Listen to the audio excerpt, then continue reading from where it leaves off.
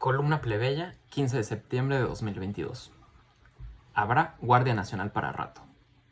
El pasado 8 de agosto el presidente López Obrador dijo en su conferencia de prensa matutina que presentaría una reforma legal para transferir por completo la Guardia Nacional a la Secretaría de la Defensa Nacional.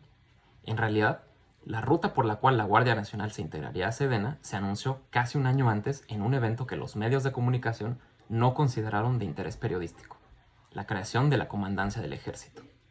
La reforma legal enviada por el presidente el 1 de septiembre pasado no es resultado de la improvisación, sino un proceso que constituirá la mayor reestructuración de la Sedena desde su creación en 1937. La reforma dotará de una solidez institucional a la Guardia Nacional que ninguno de los experimentos institucionales pasados gozó jamás: Policía Federal, Preventiva, Policía Federal y Gendarmería. A pesar de los presagios en contra, habrá Guardia Nacional para rato. Aclaremos el debate y discutamos la reforma aprobada, pues implica la creación de una corporación militar distinta al ejército y sujeta a una normativa diferente. Las más de las veces se suele hablar sin distinción alguna de Sedena y ejército, como si fuesen la misma cosa. Más allá de pruritos semánticos, la aclaración es necesaria para entender los términos en los que la Guardia Nacional se integrará a la Sedena.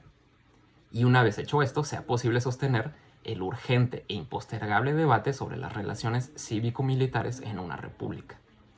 Por ejemplo, en un valioso artículo de Lilian Chapa sobre los escenarios imprevistos de una Guardia Nacional militar, se señala que, cito, si la intención del presidente es asignarle al ejército funciones permanentes de seguridad pública, con sus nuevas responsabilidades vendría necesariamente también un escrutinio para los militares. Cierro cita. Comparto la exigencia de escrutar permanentemente a una corporación militar de nueva creación. Si bien el artículo fue escrito días antes de conocerse el contenido de la iniciativa de reforma, adolece de confusiones que ya habían sido esclarecidas y que, en mi opinión, han empantanado la conversación pública. Es necesario decirlo claro y sin ambajes. Ni el ejército adquirirá funciones policiales, ni, como advirtió Carlos Pérez Ricart, se desnaturalizará, quitándole así, cito, su razón exclusiva de seguridad nacional para volverse la única institución federal encargada de tareas de seguridad pública. Cierro cita.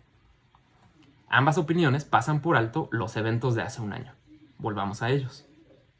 En una ceremonia el 13 de septiembre de 2021, en el campo militar Marte, se celebró la creación de la Comandancia del Ejército Mexicano. ¿Qué significa esta reforma administrativa aparentemente inconsecuente y supuestamente meramente nominal? Hasta hace un año, las dos fuerzas armadas adscritas a Sedena, Ejército y Fuerza Aérea, no estaban homologadas entre sí. La Sedena, en particular su Estado Mayor, asumía las funciones internas del Ejército, mismas que sí estaban debidamente asignadas a la Fuerza Aérea.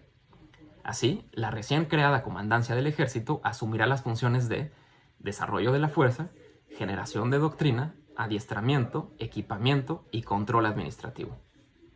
En ese mismo evento, el presidente mencionó que a aquella reforma le seguiría la creación de la Comandancia de la Guardia Nacional, siempre y cuando el Congreso aprobara la iniciativa.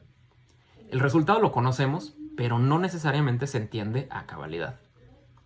Hoy, 3 fuerzas armadas dependen de la Sedena: Ejército, Fuerza Aérea y Guardia Nacional.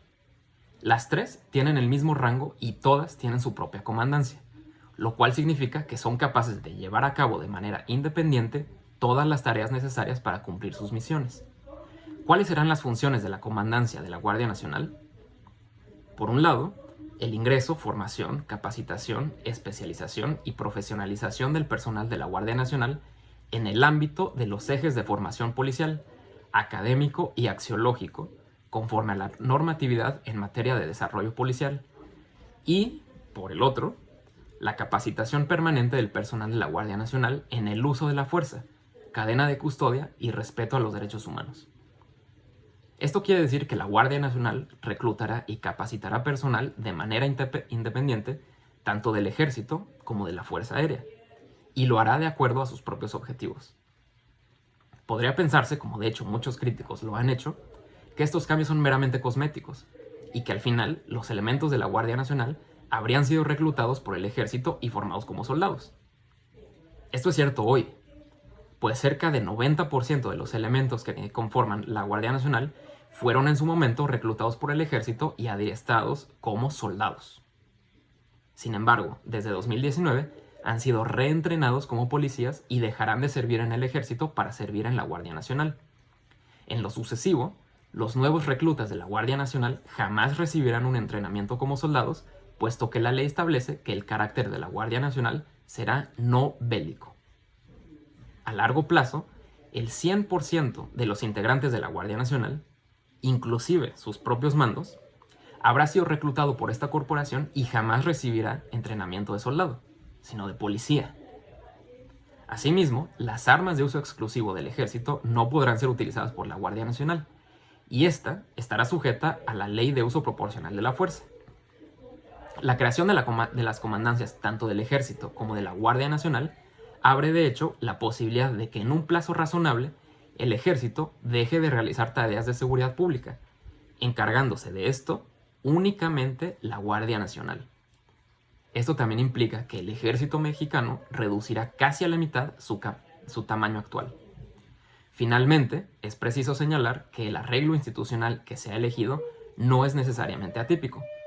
Muchas policías militarizadas alrededor del mundo tienen modelos análogos, por ejemplo España, Francia e Italia. En el caso de México, la Secretaría de Seguridad Pública y Protección Ciudadana será la encargada de diseñar la política de seguridad pública y de coordinar el gabinete de seguridad. Quien ejecutará dicha política será la comandancia de la Guardia Nacional. Evaluemos, en su momento, los resultados de este diseño. No cabe duda que institucionalmente la Guardia Nacional será sólida y duradera.